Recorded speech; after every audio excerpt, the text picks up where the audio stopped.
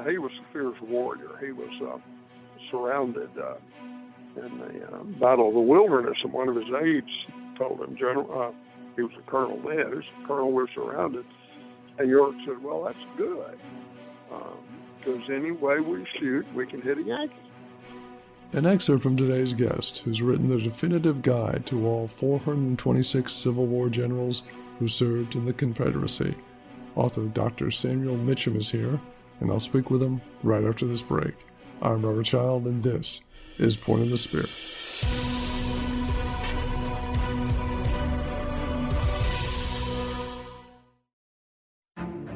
I've just released a brand new documentary you can watch online for free on Tubi, the streaming service from Fox.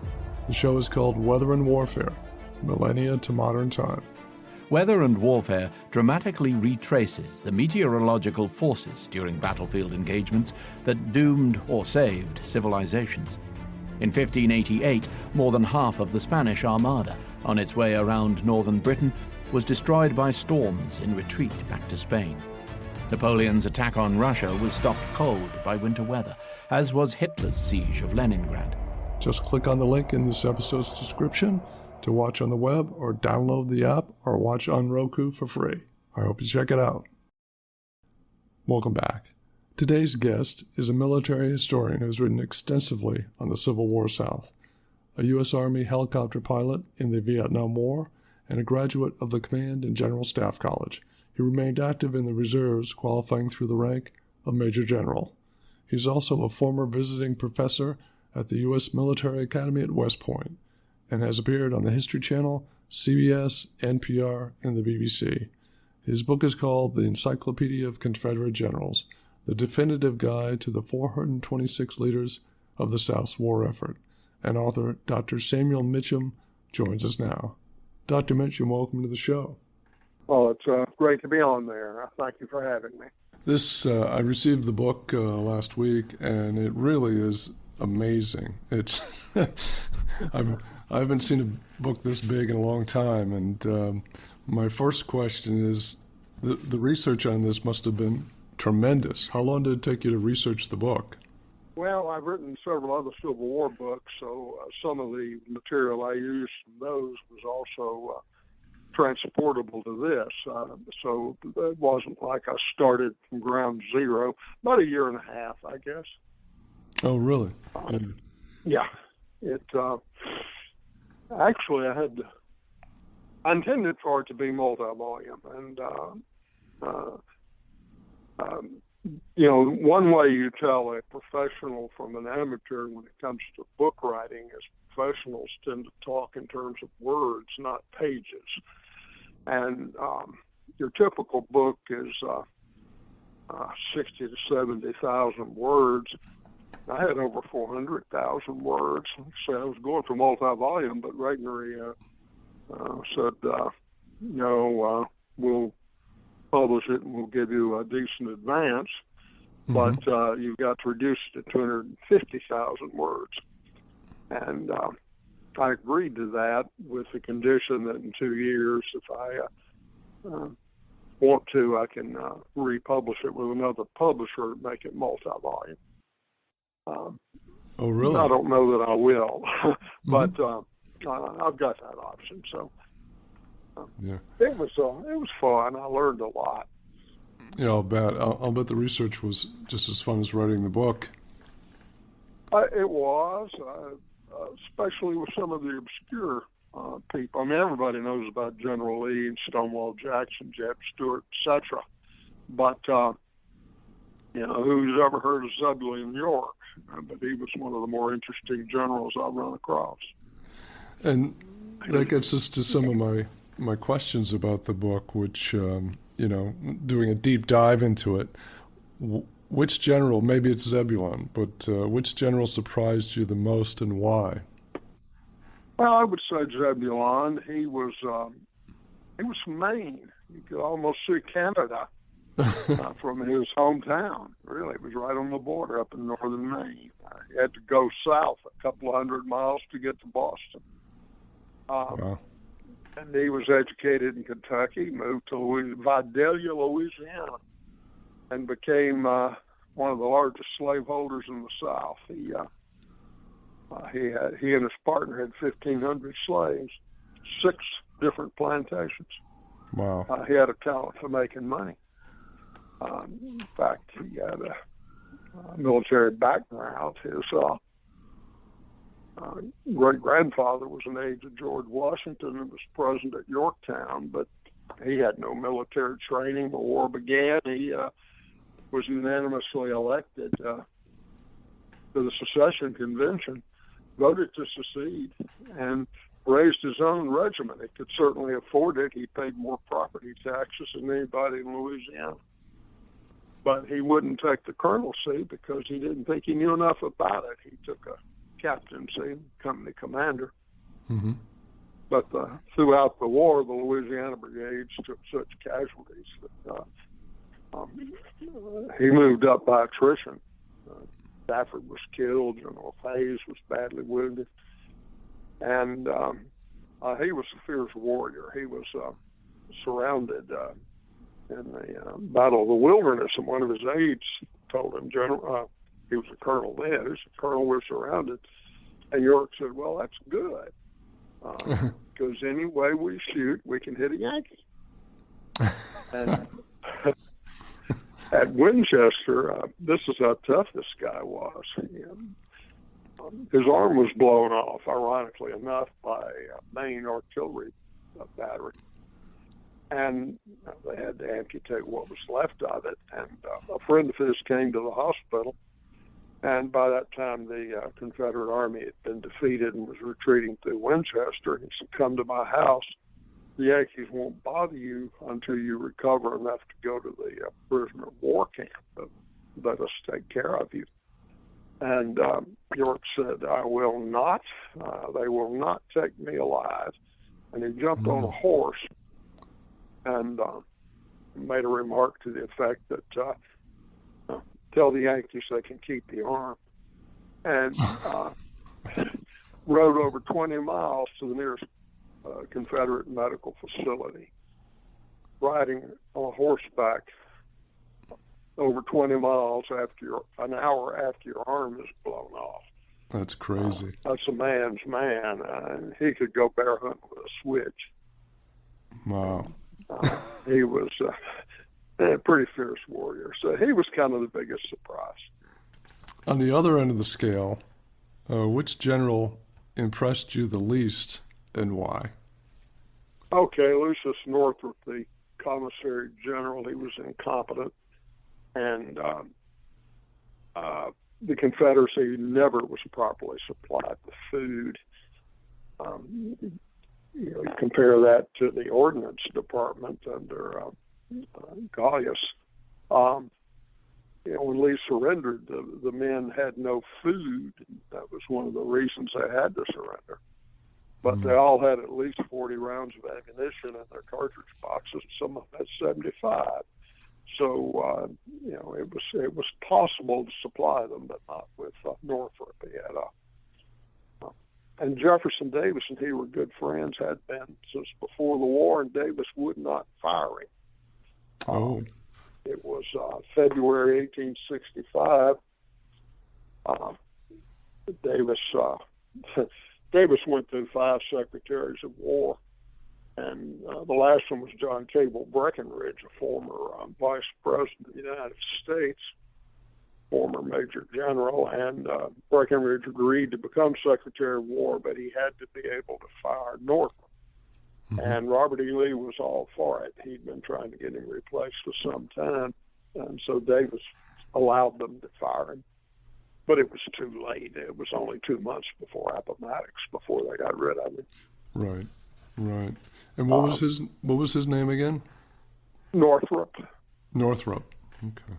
Yeah, Lucius Northrop. He was very pedantic, very bureaucratic, and very inept. Mm-hmm. Tended to replace him with inept people. They replaced him with a competent man, but it was too late. It was too late. Was he also corrupt as well? No, he was not personally corrupt. the North had some that were. Well, so did the South, of course. But the North seemed to have more. But Northrop was just inept. He wasn't a bad person. He just couldn't do that job and wouldn't admit it. I see. Yeah, in over his head. Yeah. Yeah. Oh, badly. I hope you're enjoying this episode. Next time, former Navy SEAL and author Ben Milligan returns to Point of the Spear to discuss his time in the SEALs in his book, By Water Beneath the Walls, The Rise of the Navy SEALs. The DNA of SEAL training comes from the preparations for D-Day. Hell Week comes from there. All these sort of team building exercises, they came from there. It was all developed by, that guy, Draper Kaufman. I give probably, one of the bigger sections of the book is devoted to Draper Kaufman and the reasons that he came up with Hell Week and the reasons he created training the way that he did and why that training still exists today. Ben's episode will also release as a full video podcast on YouTube, another show you won't want to miss. Summer is a great time for catching up on military history, and my book about the 7 Black Medal of Honor recipients of World War II is out now. Immortal Valor chronicles these timeless heroes' life journeys through all the pain and struggle until their ultimate triumphs. I hope you check out the book or audiobook, which is available now in stores and online. Now back to the conversation. Thinking about the range of generals in the Confederacy, in your research, did you come across anyone who could rival Robert E. Lee? Because everyone thinks, they associate Lee as obviously the commander of the Confederate forces. Did you come across someone who, if Lee wasn't there, could have stepped in to that role? No, I didn't. Some could have come close. Beauregard could have on his best day. Beauregard had an uneven record, which I guess so did Lee. But, Beauregard, like at Shiloh, terrible. First Manassas, brilliant. Siege of Charleston, brilliant. Petersburg in 1864, the Yankees had the jump on them. They outnumbered the Confederates 3-1, and Lee was north of the James trying to get there in time. But Beauregard had to take them on by himself for 2 days, and he whipped them and bottled up the whole Union Army and moved 100. That was a brilliant campaign from the Southern point of view. But Beauregard's one of those people you didn't know what you'd get. After the evacuation of Charleston, he was commander of the Western Front, and his depositions were terrible. Sherman outnumbered him almost 3-1. And you know yourself, when you've got that kind of odds against you, the only proper thing you can do with any hope of victory is concentrate all of your forces in one place. And Hope Sherman would divide his army and defeat a fragment of his army and then take on the rest. This is how Stonewall Jackson did the Valley campaign. Right. Beauregard didn't do that, and Robert E. Lee demoted him. That's when Lee appointed Joseph E. Johnston commander of the Western Front for the last time, and demoted Beauregard to his second in command. I don't think Lee was replaceable. I see. Yeah. I wondered about that. The surrender at Appomattox, were there any generals who wanted to continue the fight and not surrender? Yeah, there were several. Fitz Lee didn't want to surrender. What was his name? Ramsher broke out. He didn't surrender. He ended up joining Johnston. Yeah, there were several. Zebulon York didn't want to surrender, but he wasn't at Appomattox. He was trying to keep President Davis's escape route open, and he succeeded. E. Porter Alexander, the artillery commander, he wanted Lee to dissolve the army and conduct guerrilla warfare, which would have, he later realized that was the wrong thing to do. It would have, the war would not have ended in 1865, but The South was already devastated, carrying on guerrilla warfare for another 10 years. Completely ruined the South. Yeah. And Lee patiently discussed it with him. Lee was generally patient with his junior officers.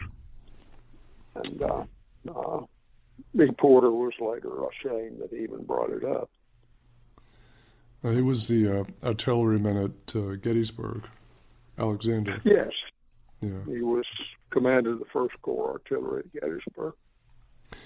Were there any generals who, in the post-war years, actually rejoined the U.S. Army?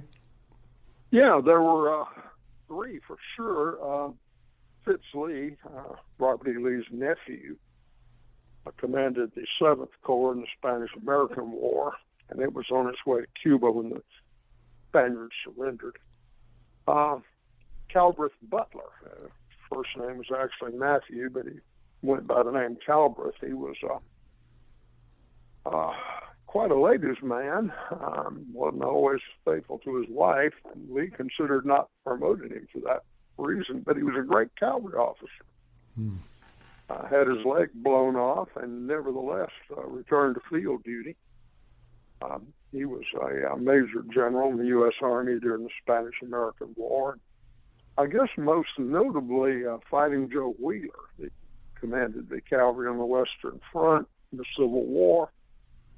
He commanded the U.S. cavalry in Cuba. In fact, there's a picture of him with Theodore Roosevelt, the commander of the Rough Riders, which was part of Wheeler's command. Wheeler was present at the end of the Battle of San Juan Hill. Those 3 were the big ones. Did it take a while for them to be accepted back into the... That was 1898.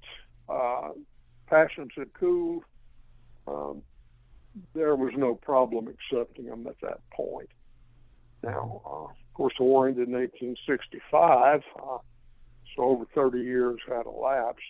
If the Spanish-American War had happened before, it would have been more difficult. Although we almost went to war with Spain in 1873, and Nathan Bedford Forrest decided that he would like to command the troops, the cavalry against Spain. He wrote Sherman a letter.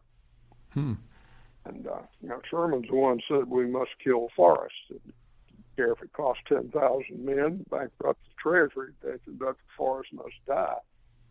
When he got the letter from Forrest, he got excited and went to the White House where Ulysses S. Grant was president, said, I want him. If he gives the Spaniards half as much trouble as he gave us, it will be a tremendous asset.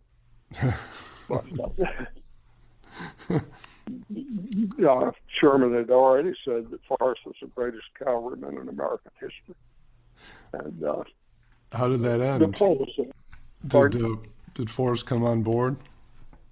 Well, diplomacy prevailed, and the war was avoided. So he never actually rejoined the army. The war was delayed 25 years by diplomacy. Right. By then, both Sherman and Forrest had died. Well, such a fascinating book. It's called The Encyclopedia of Confederate Generals, the definitive guide to the 426 leaders of the South's war effort. Dr. Mitcham, thank you so much for being on the show today. I sure enjoyed it. That's it for this episode. Thanks so much for joining me. Next time, former Navy SEAL and author Ben Milligan returns to Point of the Spear to discuss his time in the SEALs in his book, By Water Beneath the Walls, The Rise of the Navy SEALs. The DNA of SEAL training comes from the preparations for D-Day. Hell Week comes from there. All these sort of team building exercises, they came from there. It was all developed by, that guy, Draper Kaufman. I give probably, one of the bigger sections of the book is devoted to Draper Kaufman and the reasons that he came up with Hell Week and the reasons he created training the way that he did and why that training still exists today. Ben's episode will also release as a full video podcast on YouTube, another show you won't want to miss. And if you like what you hear, leave a review or a rating or click the follow button. And be sure to check out our Point of the Spear YouTube channel with bonus video material plus full military history documentaries. There's tons to explore, and I hope you check it out. I'm Robert Child, and this has been Point of the Spear. Music licensed from audioblocks.com. Point of the Spear is produced by RSC Media Group.